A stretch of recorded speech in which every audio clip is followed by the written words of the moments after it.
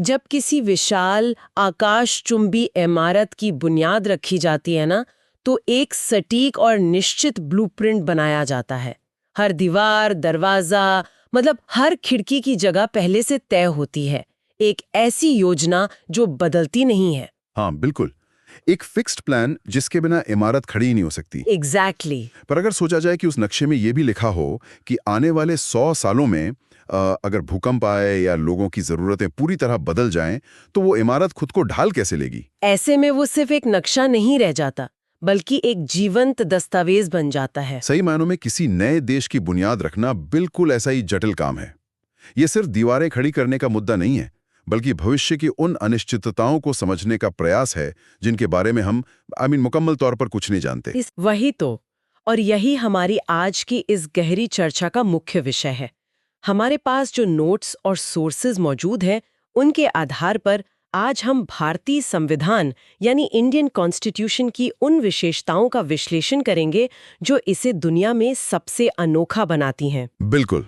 और ये जानना जरूरी है कि ये सिर्फ एक कानून की किताब नहीं है, ये एक नए आजाद देश की सामाजिक क्रांति का आधार है। हाँ, हम सिर्फ लीगल जार्गन में नहीं जाएंगे, एकदम सिंपल इंग्लिश में समझने की कोशिश करेंगे। तो शुरुआत इसके सबसे पहले और सबसे ऑब्वियस फीचर से करते हैं, इसका विशालाकार। दुनिया में ऐसे कई देश हैं जिनके संविधान कुछ ही पन्नों में सिमट जाते हैं।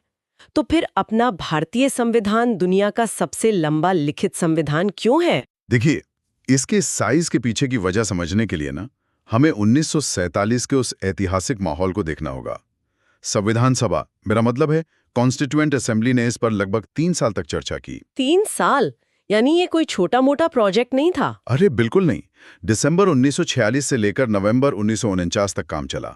डॉक्टर बी आर अम्बेडकर की अगुवाई में जब ड्राफ्टिंग कमेटी ने इसे तैयार किया ना, तो ओरिजिनली इसमें 395 आर्टिकल्स, 22 पार्ट्स और 8 शेड्यूल्स शामिल थे। वाओ!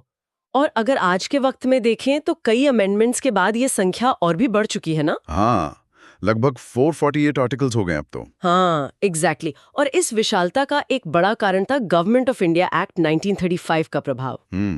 अंग्रेजों द्वारा बनाया गया वो कानून अपने आप में एक बहुत बड़ा और बल्कि दस्तावेज था। तो हमारे फ्रेमर्स ने उसके एक बड़े हिस्से को अपनाया था। अच्छा, पर यहाँ एक सवाल उठता है मेरे दिमाग में, क्या इतना लंबा दस्तावेज बनाना एक तरह का माइक्रो मैनेजमेंट नहीं था?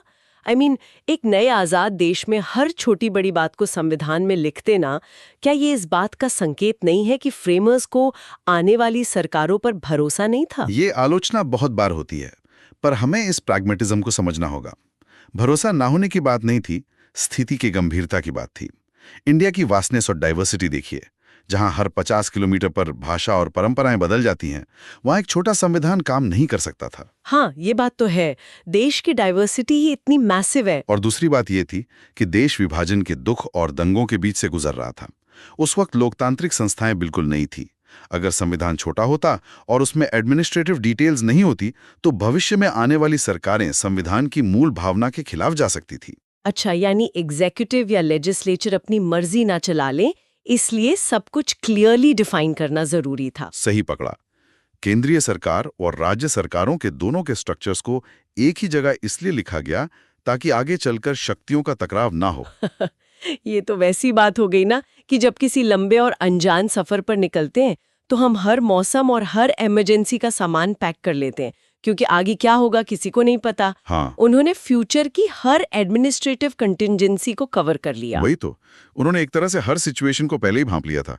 और इस पैकिंग में एक और खास बात थी, उन्होंने सिर्फ अपना इंडिजिनस यानी खुद का बनाया हुआ सिस्टम नहीं लड़ा, बल्कि दुनिया भर के संविधानों को भी थॉरली स्टडी किया। यहाँ पर एक बहुत बड़ी आलोचना आती है और मैं ये जरूर पूछना चाहती थी, जब हम कहते हैं कि बाहर से आदर्श लिए गए, तो क्या ये एक तरह का इंटेलेक्चुअल लेजीनेस नहीं था?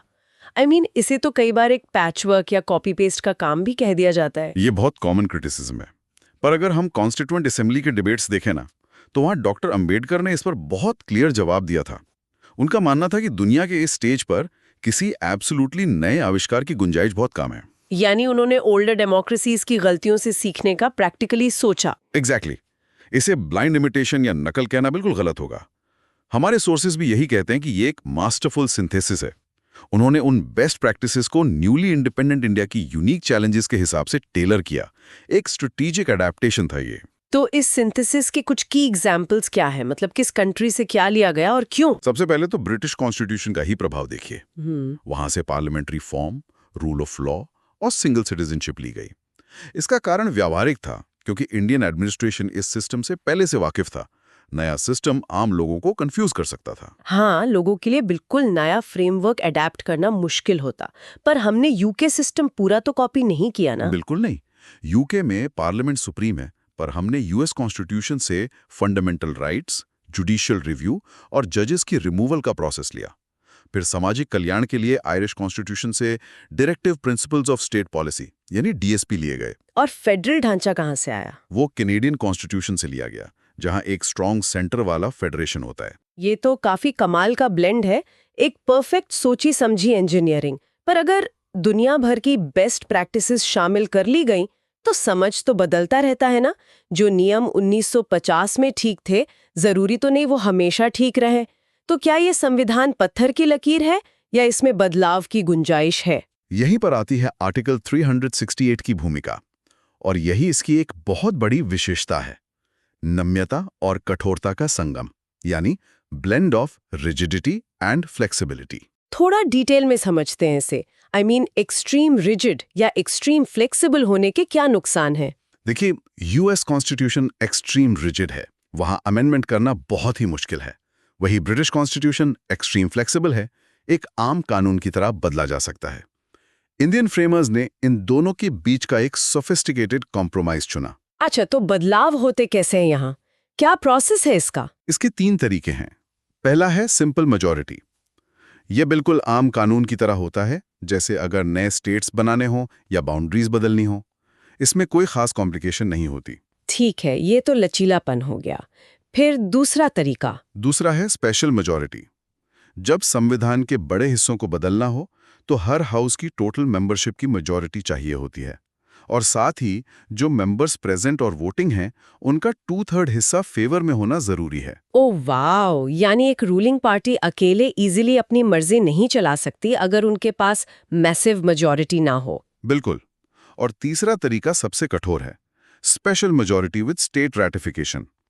जब आपको फेडरल स्ट्रक्चर बदलना हो, यानी सेंटर और स्टेट की पावर्स में इंटरफेयर करना हो, तब स्पेशल मेजॉरिटी के साथ साथ आधे स्टेट्स की लेजिस्लेटिव असेंबलीज की अप्रूवल भी आवश्यक होती है। तभी इसे स्काई स्क्रेपर वाली एनालॉजी से जोड़ा जाता है। फाउंडेशन इतना रिजिड है कि खड़ा रहे, पर स्ट्रक्चर इतना फ्लेक्सिबल है कि तेज हवाओं में स्वे कर सके बिना टूटे। एकदम परफेक्ट बैलेंस। सही कहा। लेकिन इस बदलाव की ताकत में एक बहुत बड़ा सवाल छुपा है। क्या सवाल? अगर संविधान को बदला जा सकता है, तो इस ताकत को अल्टीमेटली कंट्रोल कौन करेगा? देश में सबसे पावरफुल कौन है? कानून बनाने वाली पार्लियामेंट या उस कानून को चेक करने वाली जुडिशरी? ये पॉइंट तो सच में सबसे इंटरेस्टिंग है, क्योंकि ये शक्तियों के टकराव की बात है ना। यूके और यूएस में ये ताकत का संतुलन कैसा है? वहां दोनों एक्सट्रीम्स हैं। यूके में पार्लियामेंट सॉवरन है, वो जो चाहे कानून बना सकती है और उसे कोर्ट्स असंवैधानिक घोषित नहीं कर सकते। दूसरी तरफ यूएस में सुप्रीम कोर्ट की जुडिशियल रिव्यू की ताकत सुप्रीम है। तो इंडियन फ्रेमर्स ने यहाँ भी मिडिल पाथ चुना, आई मीन दोनों के बीच का रास्ता। एग्जैक्टली। यहाँ एक परफेक्ट चेक्स एंड बैलेंसेस का सिस्टम बनाया गया है। सुप्रीम कोर्ट आर्टिकल्स 13, 32 और 226 के तहत अनकॉन्स्टिट्यूशनल लॉज को स्ट्राइक डाउन कर सकती है, पर वहीं पार्लियामेंट के पास संविधान के बड़े हिस्से को अमेंड करने की शक्ति है। किसी एक के पास एब्सोल्यूट पावर नहीं है। दोनों एक दूसरे की लिमिट सेट करते हैं, पर शुरुआती दौर में ये लिमिट्स इतनी क्लियरली डिफाइंड नहीं थी ना। बहुत टकराव हुए थे सरकारों और कोर्ट्स के बीच में। हाँ, और उस लंबे टकराव का सबसे बड़ा रिजल्ट था 1973 का केशवानंदा भारती केस, जिसमें सुप्रीम कोर्ट ने बेसिक स्ट्रक्चर डॉक्ट्रिन दी थी। इसका सीधा मतलब यह था कि पार्लियामेंट संविधान को बदल तो सकती है, पर उसके मूल ढांचे को नष्ट नहीं कर सकती। ये डॉक्ट्रिन तो सच में कमाल की है। फाउंडेशन को इंटैक्ट रखते हुए अब बाकी चीजें मॉडिफाई कर सकते हैं। खैर, पावर और स्ट्रक्चर की इस चर्चा के बीच एक आम नागरिक और राज्यों की यानी स्टेट्स की क्या जगह है? इसके लिए हमें राइट्स, ड्यूटीज और सेंटर स्टेट के रिश्ते को देखना होगा। नागरिकों के लिए पार्ट 3 में फंडामेंटल राइट्स दिए गए हैं। ये पॉलिटिकल डेमोक्रेसी बनाते हैं और स्टेट की मनमानी से बचाते हैं। और जो पार्ट 4 में डायरेक्टिव प्रिंसिपल्स है, डीपीएसपी, वो भी तो लोगों के लिए ही है ना? हाँ, पर वो नॉन जस्टिशिएबल हैं। उन्हें लागू करवाने के लिए आप कोर्ट नहीं जा सकते, लेकिन सोशल और इकोनॉमिक डेमोक्रेसी लाने के लिए वो उतने ही जरूरी हैं। और बाद में 1976 में 42nd अमेंडमेंट के जरिए पार्ट 4A में फंडामेंटल ड्यूटीज भी जोड़ी गईं। अच्छा, ताकि लोगों को अधिकारों के साथ अपनी जिम्मेदारियां भी याद रहें। और फेडरल स्ट्रक्चर का क्या सीन है? मैंने पढ़ा है कि इसे क्वाजी फेडरल कहा जाता है। हाँ, केसी वेयर ने इसे क्वाजी फेडरल कहा था, यानी यूनिटरी फीचर्स के साथ फेडरल, और ग्रैनवेल ऑस्टिन ने इसे कोऑपरेटिव फेडरलिज्म का नाम दिया। देखिए, इंडिया में ड्यूअल पॉलिटी है, सेंटर और स्टेट्स अपना अपना काम करते हैं। पर इमरजेंसीज के वक्त ये इक्वेशन बदल जाती है ना? बिल्कुल, आर्टिकल्स 352, 356 और 360 के तहत इमरजेंसीज आने पर ये फेडरल स्ट्रक्चर पूरी तरह यूनिटरी में बदल जाता है।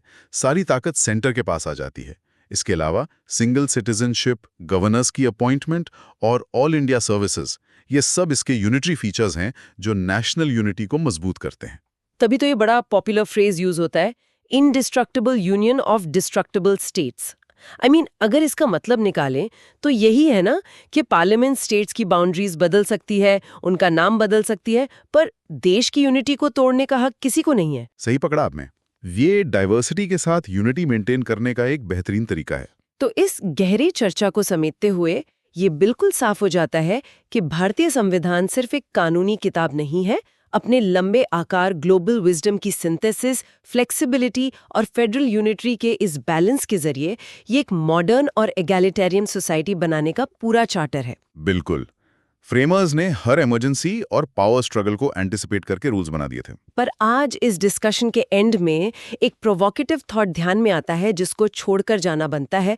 हमने देखा कि फ्रेमर्स ने 1950s की सोसाइटी के हिसाब से सब कुछ प्लान किया था, पर संविधान चाहे कितना भी परफेक्ट क्यों ना हो, उसकी असली सक्सेस इस बात पर निर्भर करती है कि उसे लागू करने वाले और उसका पालन करने वाले लोग कितने जिम्मेदार हैं। ये तो एकदम सच है। तो सवाल ये है कि क्या एक अच्छा संविधान बिना अच्छे नागरिकों के देश को आगे ले जा सकता है? इंस्टीट्यूशंस और इंसान के बीच का ये रिश्ता फ्यूचर में कितना टिकाऊ होगा, स्पेशली इस नए डिजिटल दौर में जहां पावर डायनामिक्स और भी कॉम्प्लेक्स होते जा रहे हैं? इस बात पर जरूर विचार कीजिएगा।